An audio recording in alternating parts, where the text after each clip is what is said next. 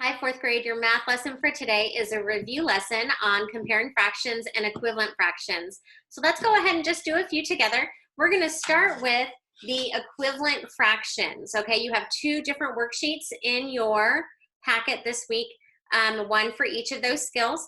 So let's just do a few equivalent fractions together. I'm sharing my screen with you. Give it just a minute. There it is.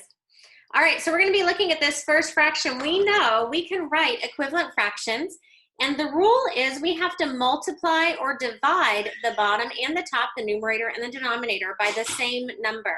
So I could easily make an equivalent fraction by multiplying the top and the bottom by 2. So if I did that, I would end up with 7 times 2 is 14, and 8 times 2 is 16. So 7/8 equals 14/16.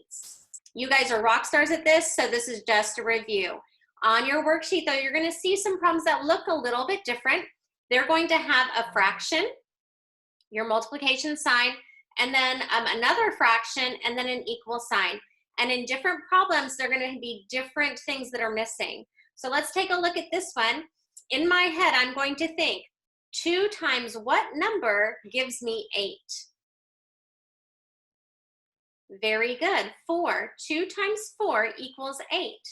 Now, because I multiplied the top by 2, the numerator by 2, I have to multiply the denominator. I'm sorry, I multiplied the numerator by 4. I need to multiply the denominator by 4. And I can check my work by making sure this bottom sentence is correct. 4 times 4 equals 16. And I know that's correct. So my answer, 4/4, is correct. All right, you'll also see some problems that look like this.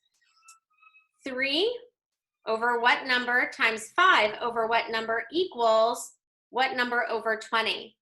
Now, because we know we have to multiply both the numerator and the denominator by the same number, I know this second fraction is going to have 5 over 5, or 5/5. Okay, so now let's work the rest of the problem. 3 times 5 equals, you got it, 15. Good job. And now for this bottom one, I'm going to think to myself, what number times 5 equals 20? Right, 4.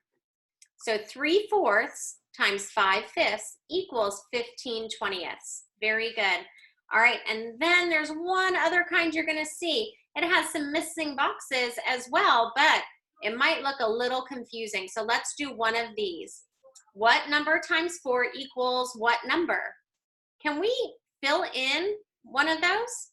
No, we can't, because there's nothing to fill in. All right, so 3 times what number? What are we going to put here? 4, right, very good. So 3 times 4 equals 12. All right, so I'm going to plug in a number. This one you get to be a little creative with. I'm going to plug in 2. 2 times 4 equals 8. So on these, my friends, you can add your own number in there, and it will be an equal fraction because you're multiplying the numerator and the denominator of 2/3 by 4. What if, instead of the 2, I put a 5 in there? Let's do it down here.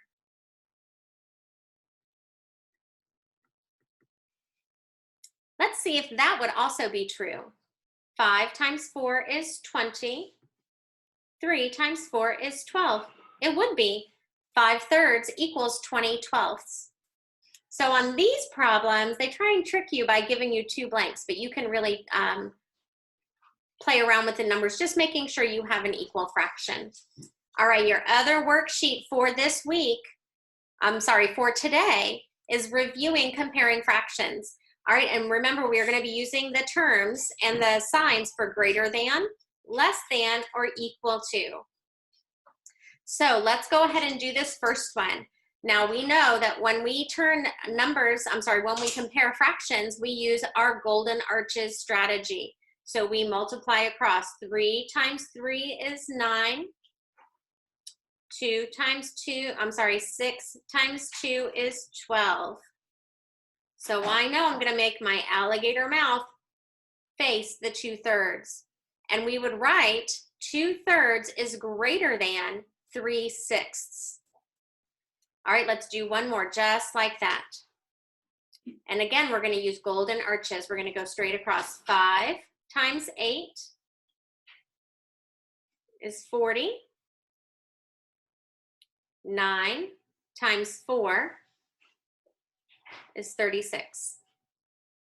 And I know 40 is bigger than 36, and if I was an alligator, I would want to eat more fish. So the alligator mouth goes towards the 8/9, and we would read it like this: 4/5 is less than 8/9. All right, kids, I hope that helped you. Remember how to compare fractions and how to create equivalent fractions. As always, if you have any questions or you run into some trouble with any of those problems, either reach out to me or Miss Fallon or Mrs. Donahue. We'd love to help you over the phone. All right, have a great week.